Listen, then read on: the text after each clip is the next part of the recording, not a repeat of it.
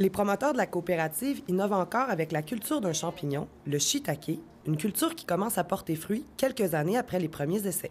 En 2008, en fait, on a commencé à inoculer nos premiers bio. Ça se faisait pas encore sur la Côte-Nord, puis au Québec, ça se fait d'une façon assez marginale, la production de shiitake, qui n'est pas un champignon qui est indigène ici. Donc, on ne le retrouve pas à l'état sauvage. C'est un champignon qui vient d'Asie, qui a des propriétés nutritives, nutraceutiques, médicinales extraordinaires. Là, ce qu'on découvre cette année, c'est que la production est beaucoup plus importante dans le bouleau blanc. Alors, en fait, c'est un peu ce qui nous a poussé à regarder pour faire une étude pour étudier différents facteurs pour la production. Après avoir mené ces expériences, la coopérative s'adjoint maintenant à la rigueur scientifique des chercheurs du Centre d'expérimentation et de développement en forêt boréale afin de trouver les meilleures conditions pour cultiver ce champignon.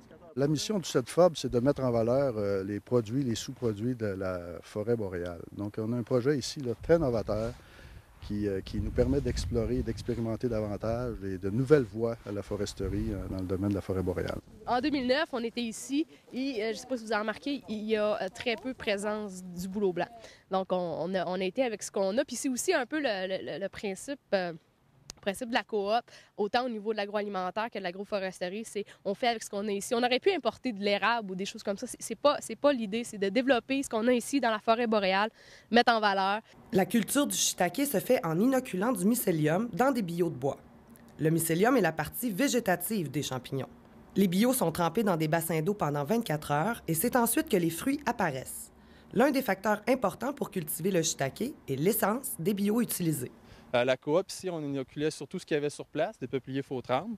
Moi, je trouvais ça peut-être pertinent d'aller essayer d'autres espèces qu'il n'y a peut-être pas sur la coop, mais quand même qui sont présentes en forêt boréale. Le cerisier de Pennsylvanie, le bouleau blanc, donc, qui est quand même assez abondant, puis le sorbier d'Amérique. Et ce qui est vraiment très intéressant avec ce projet-là, c'est qu'on utilise des espèces d'arbres qui n'ont pas vraiment toujours de valeur commerciale, à part le bouleau blanc qui peut avoir certains preneurs là, dans certaines régions. 5 ans de roulement à 200 bio, là, on vient une production à peu près qui frise les 3000 kilos de shiitake par année. Ça commence à être de la production, là. Puis, on parlait de rentabiliser la ressource, là. Le peuplier qui, bon, là, présentement, on fait des études pour le valoriser. Mais le peuplier faux-tremble, il n'y a pas vraiment une valeur commerciale intéressante. Puis là, on vient comme... En fait, on le prend pas rien que pour du bois de chauffage, puis il n'y a personne qui en veut. La culture de ce champignon permettrait aussi d'utiliser des territoires délaissés. Par exemple, une plantation d'épinettes non matures pour la coupe ne rapporte aucun profit. S'il y avait production de shiitake sur ce même territoire, cette plantation deviendrait alors lucrative. On pourrait même ainsi autofinancer certaines activités d'aménagement forestier. Et on est arrivé ici, c'est une plantation. Là, tu te dis, mais c'est parfait. C'était fait pour ça. C'est comme s'il y avait déjà, pas une boîte, mais un aménagement parfait pour les shiitake. C'est le seul petit carré qu'on a. Puis c'est quoi? C'est à peu près 50 par 40 pieds, là. Fait que, on va essayer, nous autres, en fait, on va rentabiliser cette section-là. C'est extraordinaire. Au max, je pense. Ben oui. Les travaux traditionnels d'éclaircie pré-commerciale et commerciale qui exigent des investissements importants souvent des producteurs pourraient en partie se financer et dans certains cas peut-être même complètement financer des activités comme ça qui permettraient donc à des plantations d'essences plus commercialisables comme l'épinette noire, le sapin, de plus facilement s'autofinancer. Le principal objectif de la coopérative Gaïa est d'améliorer le rendement de la culture des champignons en testant différents dispositifs. Tout à l'heure, j'expliquais ce qu'on voulait tester. Il y avait plusieurs facteurs. Facteurs espèces, donc 4 espèces différentes. Facteur irrigation, irrigué, pas irrigué. Facteur bâche, en dessous d'une bâche ou pas de bâche.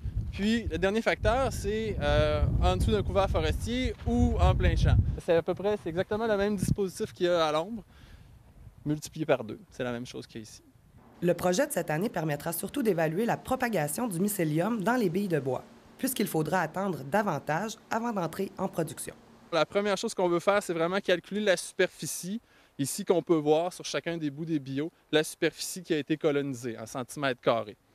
L'autre chose qu'on voudrait tester, qui est, disons, expérimentale, c'est que dans le monde de la recherche sur les champignons, on utilise la dimension fractale comme manière de quantifier le développement du champignon. C'est des logiciels qui vont analyser la photo, puis ils vont analyser la complexité du contour de chaque forme, puis donner un indice entre 1 et 2. Plus l'indice est élevé, plus ta forme est complexe et plus le mycélium serait développé. La coopérative Gaïa et le Centre d'expérimentation et de développement en forêt boréale prévoient mener d'autres projets ensemble. Le pic de la productivité des bio, on les attend à la 3e année. Donc, ultimement, c'est une recherche qui se déroulerait sur 3 ans. Et à la 3e année, bien là, on va avoir vraiment beaucoup de champignons à se mettre sous la dent et sous nos microscopes et sous les balances. Et puis là, on va être capable de vraiment prendre les données puis comparer l'efficacité des différents traitements. Mais ça serait quelque chose qui ben, en fait, moi, m'intéresserait, puis je pense que Pascal aussi serait bien intéressé, puis le CA de la coop, à aller voir plus loin au niveau des valeurs nutraceutiques du champignon. Puis à ce moment-là, on pourrait aller, si on veut aller à des marchés plus élevés, d'être capable d'apporter une preuve pour nous, puis aussi pour le marché, comme de quoi notre champignon a des valeurs nutritives, médicinales ou nutraceutiques supérieures. Alors, en fait, la littérature rapporte que selon le substrat de croissance, les qualités nutritives puis les qualités nutraceutiques du champignon ne seront pas les mêmes. Donc ça, c'est quelque chose qui va être vraiment intéressant. En fait, ce qu'on recherche, c'est à optimiser la production du shiitake avec ce qu'on a ici, la forêt boréale.